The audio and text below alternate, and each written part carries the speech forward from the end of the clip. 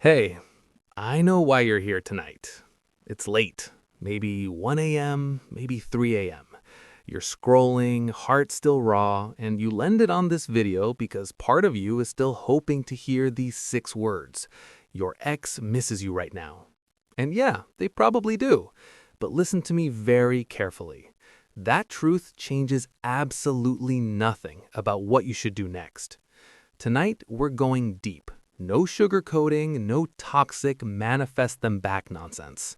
No, they're your soulmate fairy tales. Just real psychology, real patterns I've seen in thousands of breakups, and the cold adult decision most people refuse to make until it's too late. If you're ready to hear the version that actually sets you free, even if it hurts at first, stay with me for the next 20 minutes, because by the end, I want you to feel something stronger than missing them.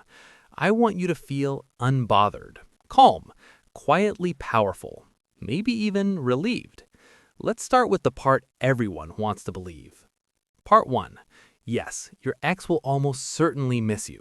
Not might, not if you do no contact perfectly. They will. Here's why. Backed by attachment theory and real behavioral patterns. 1. Loss aversion, the psychological principle. Humans feel losses about 2.2 to 2.5 times stronger than equivalent gains. Losing you equals losing validation, routine, emotional safety, sex, future plans, someone who knew your weird habits. That hole feels huge at first. 2. The contrast effect. Right now, their life probably feels free until the novelty wears off. No more good morning texts. No one laughs at their dumb memes at 2 a.m. The bed feels too big. The playlist you made together hits different. Contrast makes your absence scream louder than your presence ever did. 3. Nostalgia editing. Memory is not a video recording. It's a creative editor. After 4 to 12 weeks, people don't remember the fights, the silent treatments, the times they felt trapped. They remember the golden moments, that one vacation, the way you looked at them during that song, how safe they felt when you hugged them after a bad day. Nostalgia is a highlight reel with all the red flags edited out. 4. Dopamine and habit loop. You were literally a chemical reward in their brain. Seeing your name pop up? Dopamine. Your laugh? Dopamine. Your body next to theirs? Massive dopamine plus oxytocin. Habits that strong don't vanish when you leave. They leave a craving void. So yes, statistically, emotionally, biologically, your ex is going to miss you. Probably hard, probably in waves, probably when they least expect it. But here's the sentence that changes everything. Missing you does not mean they want what's best for you. Missing you does not mean they're capable of treating you better. Missing you does not mean you should answer that 2 a.m. you up text. Part 2. The dangerous trap almost everyone falls into. There are 5 stages most people cycle through after a breakup. 1. Relief, or I'm finally free. 2. Nostalgia, or remember when. 3. Regret, or maybe I overreacted. 4. Desperation, or I'll change everything if they come back. 5. Acceptance, or relapse. The relapse stage is what kills long-term healing, and it happens because of one lie we tell ourselves. If they miss me enough, they'll come back the right way. No. People come back the same way they left, unless serious inner work happened. And inner work takes time, pain, and usually hitting rock bottom. Most exes hit I miss them long before they hit rock bottom.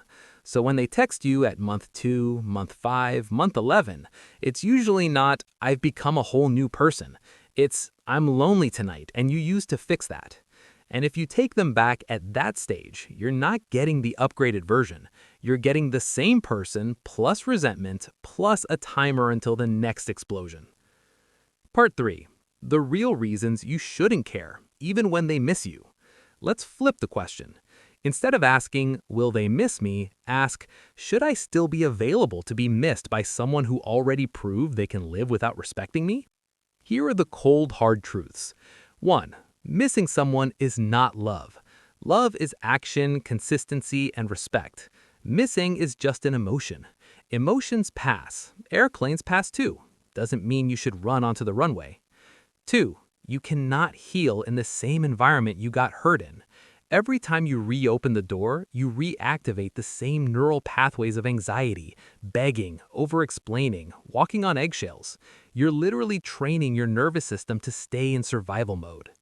3. Their regret is not your responsibility. They had their chance. They chose comfort over growth, ego over accountability, leaving over repairing. Their late-night regret is their consequence, not your cue to save them. 4. Time is the only currency you cannot get back. Every month you spend hoping, checking their story, decoding their tweets, waiting for the big apology is time you could have spent rebuilding your self-worth, meeting new people, falling in love with your own life. At the 6-month mark, the people who stayed no contact usually say the same thing. I can't believe I was willing to settle for someone who could treat me like that. At the 2-year mark, they say, thank God I didn't go back. You don't hear the second sentence from people who did go back. 5. The person you're waiting for no longer exists. Even if they came back tomorrow, exactly the same person, you are not the same person. You've seen too much. You know too much. The version of you that loved them unconditionally died the day they showed you who they choose to be under pressure. You can't unknow that. Part 4. What moving on actually looks like. Practical steps. This isn't the fluffy self-care list. This is what actually works. 1. Block. Not out of anger, out of architecture. You wouldn't leave your front door unlocked in a bad neighborhood. Don't leave digital doors unlocked to someone who keeps robbing your peace. 2. Delete the evidence, but keep one folder, optional. Photos, screenshots, voice notes, move them to a hidden folder named Old Life Do Not Open Until 2027. Most people never open it again, but it removes the temptation to reread pain daily. 3. Replace their dopamine hits with new ones. New gym routine, new hobby that scares you a little, new playlists, new places.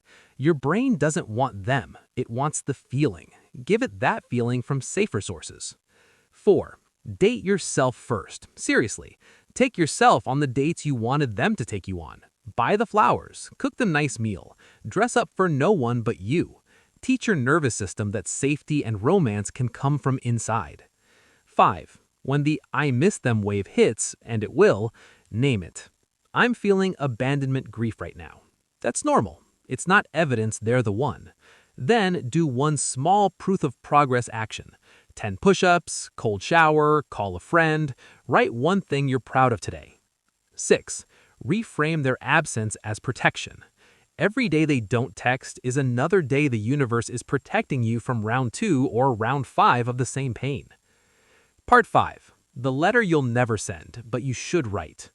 Grab a notebook tonight. Write this. Don't send it. Burn it, delete it, whatever. Dear their name. I know you miss me sometimes. I know the silence hurts. I know you remember the good parts louder than the bad ones right now. But I also remember the nights I cried myself to sleep wondering why I wasn't enough. I remember begging for basic respect. I remember shrinking myself so you wouldn't leave, and you still left. So if missing me ever turns into real change, accountability, therapy, consistency, maybe we'll cross paths again as different people. But until then, I'm choosing me. Not out of spite, out of self-respect. I hope you grow. I really do. But I'm not waiting for that version of you anymore. I'm becoming a version of me that doesn't need to wait. Goodbye for real this time. Read it out loud. Feel every word. Then close the chapter.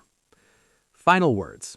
Your ex will miss you, probably more than you think, probably in ways that would make you feel powerful if you saw it. But power isn't making them miss you. Power is reaching the point where them missing you changes nothing about your day. You don't need to be missed to be valuable. You don't need to be chosen to be whole. You don't need closure from them to close the door. The closure is this moment, right now, when you decide, I am allowed to build a beautiful life without you. And then you do. You've got this. One quiet, boring, peaceful day at a time. I'll see you on the other side, where the air feels lighter and the mirror looks kinder. If this hit home, drop one black in the comments. Not for me, for the version of you that needed to hear this tonight. Much love. Sleep well.